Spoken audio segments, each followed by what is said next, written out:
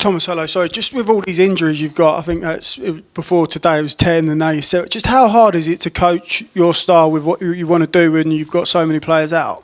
Yeah, of course you want especially the key players to be available for as many matches as possible. I think I'll go that far that the availability is probably one of the areas that you need to nail if you want to have success in a season, and especially availability for your top players.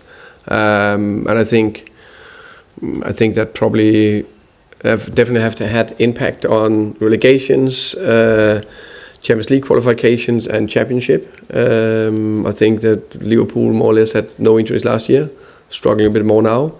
Arsenal had a lot of injuries last year, a little less this year, so that can be the decisive factor at times.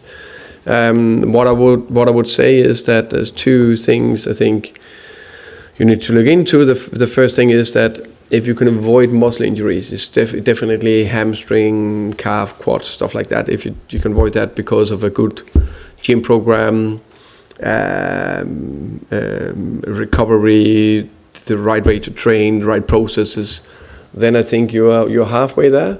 Then there is the contact injuries that you really can't avoid, and then that's this return to play again. So that time from when they got injured to the come back to the training, that's the two bits you need to nail. And I think on soft tissue muscle injuries we were quite good, which I'm very pleased with. Now it's just with the I would say not odd injuries, but contact injuries and some odd injuries. We need to get the return to play time down.